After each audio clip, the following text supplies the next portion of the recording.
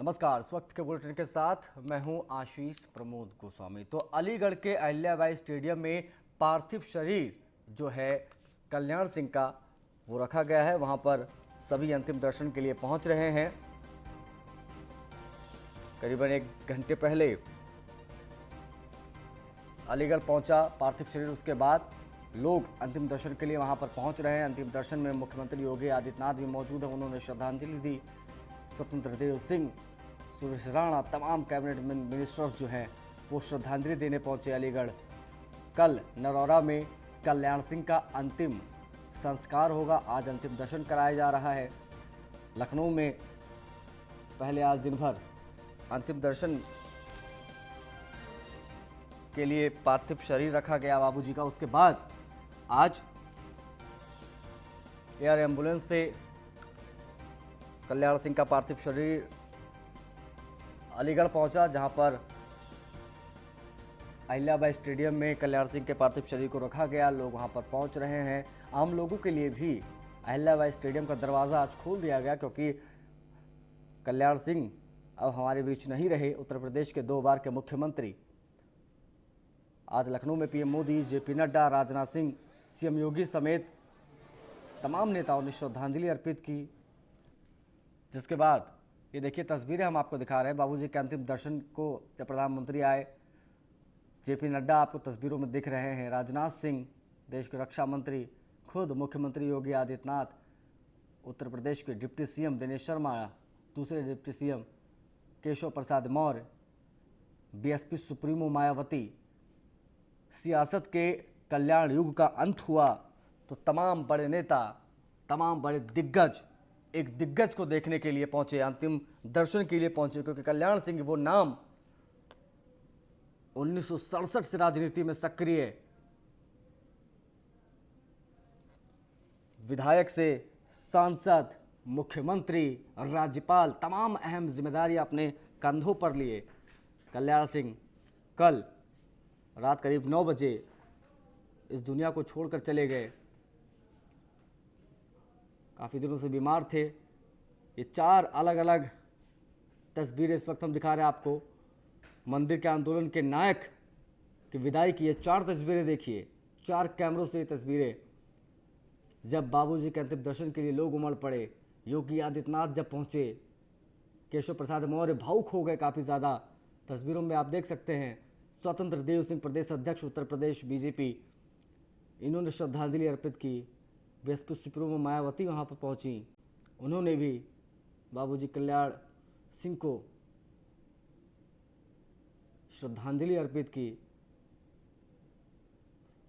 बहुत बड़ी चीज़ ये कि मंदिर के आंदोलन को धार अगर किसी ने दी तो वो बाबूजी यानी कल्याण सिंह ही रहे। 1990, 91, 92 ये पूरा जो साल था, श्री प्रकाश शुक्ल का जिक्र भी करना होगा, क्योंकि एक ऐसा माफिया जो गोरखपुर से निकलकर जिसने कल्याण सिंह की सुपारी तक ले ली थी, उसका इनकाउंटर जो हुआ वो कल्याण सिंह की कार्यकाल में ही हुआ, गाजियाबाद में। तो ये कुछ ऐसी रोचक बातें जो कुछ जानना बड़ा ज़रूरी है कि आखिर कैसे भारतीय जनता पार्टी में अटल जी के बाद अगर सबसे ज़्यादा किसी को प्यार, सम्मान, इज्जत मिला तो वो कल्याण सिंह ही रहे। बाबूजी के अंतिम दर्शन के लिए इसीलिए खुद प्रधानमंत्री मोदी पहुंचे। और बड़ी चीज़ ये है कि जब ये हॉस्पिटलाइज थे, जब अस्पताल में कल्याण सिंह भर्ती थे, तब से ही प्रधानमंत्री मोदी लगातार फ़ोन करके संपर्क करके जो है हाल चाल लिया करते थे। लगातार मेडिकल बुलेटिन पर नज़र रहता था इनकी। और ये देखिए तस्वीरें जब एयर एम्बुलेंस से, विशेष विमान से आज अलीगढ़ पहुंचा पार्थिव शरीर, क्योंकि अलीगढ़ के ही रहने वाले थे मूल रूप से। और अलीगढ़ वो शहर जहाँ से तमाम स्कॉलर निकलते हैं, शिक्षा का एक केंद्र अलीगढ़ मुस्लिम यूनिवर्सिटी की वजह से, और यहीं से आते हैं कल्याण सिंह, जो कि हाल ही में ये राजस्थान के राज्यपाल भी रहे। उसके बाद तबीयत बिगड़ी तो लखनऊ में एडमिट कराए गए जीपीजीआई में, और काफ़ी दिनों से उनका वहाँ पर इलाज चल रहा था। मुख्यमंत्री योगी आदित्यनाथ, अमित शाह, ये तमाम ऐसे बड़े नेता, बड़े दिग्गज एसजीपीजीआई निरंतर जाते रहे, उनका हालचाल लेते रहे। लेकिन कल 89 साल की उम्र में इस दुनिया को अलविदा कह दिया। एक प्रखर व्यक्तित्व की छवि जिनकी कल्याण सिंह ने। और अभी फिलहाल की अगर बात करें तो अलीगढ़ के अहिल्याबाई स्टेडियम में अंतिम दर्शन के लिए पार्थिव शरीर को रखा गया है। खुद मुख्यमंत्री योगी आदित्यनाथ वहां पर हैं।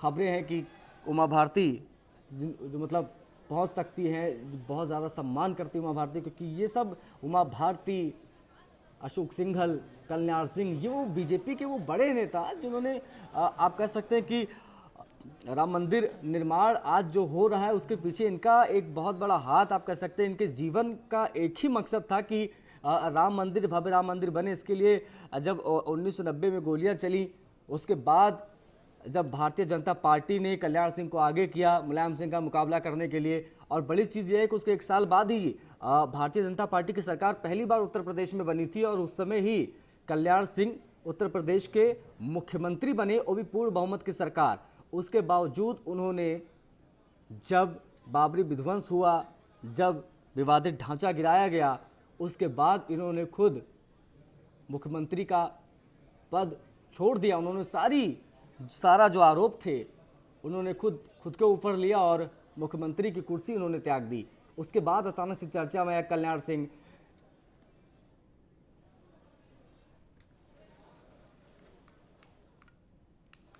ब्रजेश श्रीवास्तव जी हमारे एसोसिएट एडिटर सीधा हमसे जुड़ रहे हैं फोन लाइन पर, उनसे बातचीत करते हैं। ब्रजेश जी, क्योंकि अभी मैं लगातार इस चीज़ का जिक्र कर रहा था कि किस तरीके से भारतीय जनता पार्टी में अटल जी के बाद अगर किसी को सबसे ज़्यादा इज्जत सम्मान मिला या जिसके लिए आज भी लोग रो रहे हैं, तो मुझे लगता है कि वो कल्याण सिंह ही रहे हैं। और जिस तरीके से इनका नाम राम मंदिर के आंदोलन में आता है, या जिस तरीके से उन्होंने शिक्षा नीति को बढ़ावा दिया, किस तरह से नकल को ख़त्म किया, ये तमाम ऐसी बातें आप किस तरह से देखते हैं कल्याण सिंह के सफ़र को? सर देखिए, सबसे बड़ी बात यह है कि जिस तरीके से अगर अटल जी के बाद अगर भारतीय जनता पार्टी का कोई एक ऐसा नेता जिसने अपने खुद के नाम पर एक बड़ी लकीर खींची है, वो शख्सियत कोई और नहीं, वो शख्सियत सीधे तौर पर जो है कल्याण सिंह थे।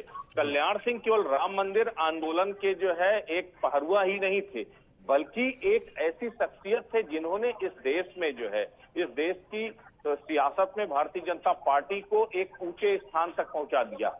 अगर वो घटना 1992 6 दिसंबर 1992 अगर वो बाबरी विध्वंस की घटना शायद नहीं हुई होती, तो आज ना तो अयोध्या में भव्यतम राम मंदिर का निर्माण हो रहा होता और ना ही शायद बीजेपी जो है केंद्र तक की सत्ता पर काबिज होती। उसके पीछे बहुत बड़ी भूमिका, बहुत बड़ा जो एक तरह से देखा जाए जो बड़ी भूमिका को अदा करने का काम किया था, वो कल्याण सिंह ने किया था।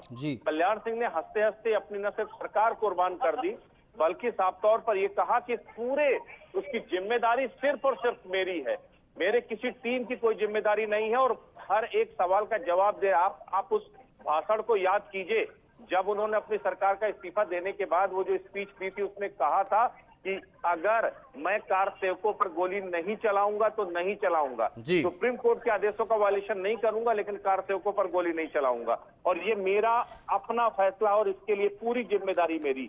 तो ये एक शख्सियत का हिस्सा था कि आप देखिए, पलक झपकते जी, देखिए शायद इसीलिए सर शायद इसीलिए आज भी, मतलब इनके निधन के बाद आज भी ये ट्विटर पर ट्रेंड कर रहे हैं, और इनके इंटरव्यूज जिसका जिक्र आप कर रहे थे, वो इंटरव्यूज को आज लोग देख रहे हैं, क्योंकि उन इंटरव्यूज में लगातार उन बातों को बार बार दिखाया जाता है जब उन्होंने ये तमाम बड़ी बातें राम मंदिर, बाबरी विध्वंस को लेकर कही थी। बहुत बहुत शुक्रिया ब्रजेश जी हमसे जुड़ने के लिए, तमाम बातचीत के लिए। तो देश प्रदेश की राजनीति में अपनी कार्य कुशलता से कल्याण सिंह ने उत्तर प्रदेश में अपने दम पर बीजेपी को न सिर्फ खड़ा किया, बल्कि बीजेपी संगठन और संघ का विस्तार भी इन बीच में उन्होंने किया।